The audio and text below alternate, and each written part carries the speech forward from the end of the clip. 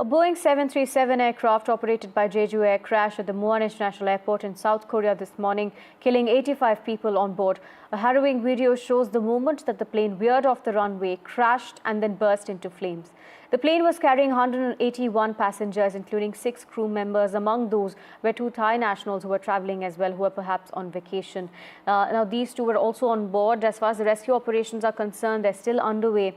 The death toll continues to rise, as now we're learning that over 80 people have been killed in this accident. My colleague Vishal joins us with more details. Vishal, if you could take us through the latest rescue operations.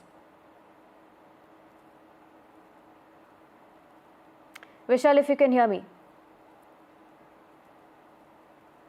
Right, we'll try and get my colleague Vishal on the broadcast, but the latest that we're tracking for you is that over 80 people, close to 85 people have been now killed in this accident that took place at a South Korean airport. My colleague Vishal is back with us with more details. Vishal, take us to the latest on the rescue operations. So the latest is that this is possibly the worst aviation disaster in South Korea's history. The latest says that almost everyone on board has died except 2.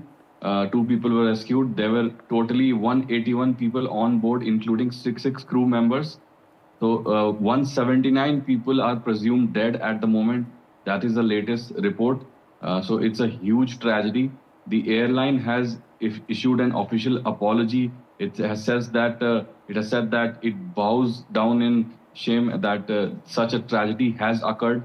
And at the same time, the Thailand government has initiated a probe into the matter because when the plane landed, the lower carriage could not be deployed, and that has resulted in this huge tragedy. The plane skidded off the runway and hit one of the fences, and it exploded right on impact, killing almost everyone on board. As I mentioned, there were more than 180 people on board, and almost everyone has died. And there were mostly South Koreans on board. There were 2 or 3 Thai nationals as well. So this flight was traveling from Bangkok to Muan in South Korea. So it could be assumed that mostly there were, holiday travelers who would have gone there to enjoy, year-end special weekend. But that has resulted in a huge tragedy, and almost everyone on board has died. Right, thank you, Vishal, for joining us and bringing us those details. I'm also being joined by Captain Saurabh Bhatnagar, Director of Various Aviators. He's also the former CEO of Akasa International. Thank you for joining us, sir. Firstly, this seems to be one of the worst aviation disasters, like my colleague was mentioning, in South Korea. As far as the technical details we know that a belly landing was attempted and landing gear was not fully extended as well. So as far as the preliminary details that we're getting in from the reports coming in, what can you gather, sir?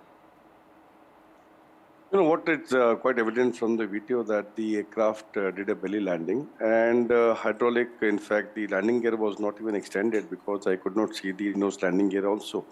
And Boeing 737 has a hydraulic system for landing gear, but they have an emergency landing gear system also. And that is totally independent of the hydraulic, and with that the manual lever is there. And they have got the cables and the linkages mechanical, which extends the landing gear. So it's very too early to say anything what exactly and why it was not extended. And it is very evident that they did a belly landing. Sir, but the Jeju Air has also come out with an apology at this point. But do you think this disaster could have been averted? That's too early to say. Yes, of course, because since the landing gear has a alternate system of emergency landing gear, it depends upon whether it was, and we do extend the landing gear quite, at least 800 to 900 feet above the ground. And if that time the landing gear had not come down, so the pilot could have made a go around and tried again another with the emergency landing gear.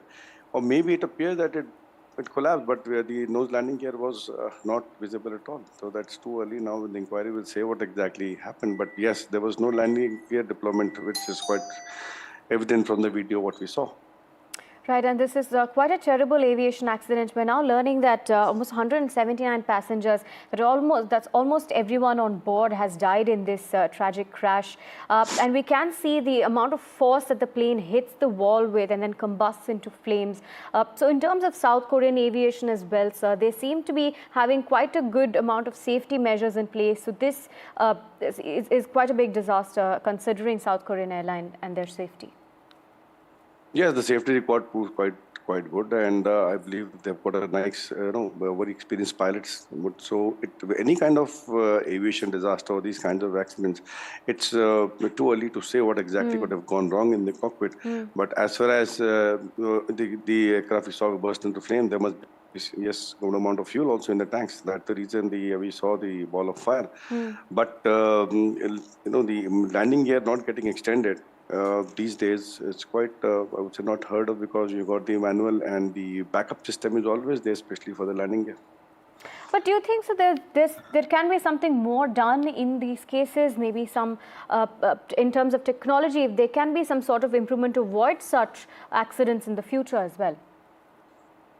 We have these days. It's all these days. It's fly-by-wire system, hydraulically operated. All the systems. So we have a backup of mechanical backup. And Boeing 737 has got a cable and a mechanical linkages that got nothing to do with electrical and anything to do with hydraulic.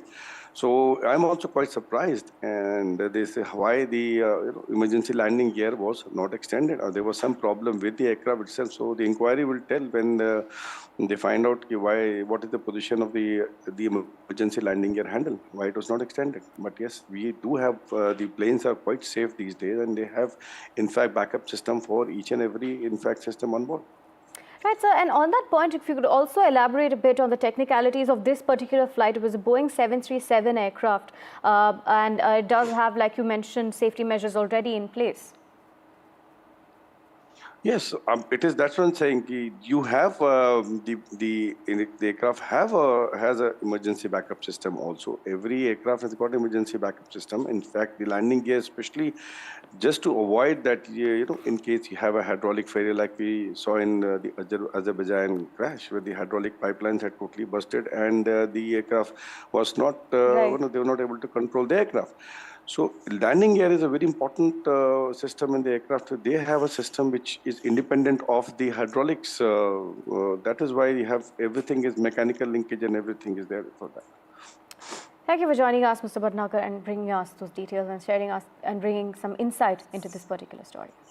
Thank you. Thank you so much. Thank you.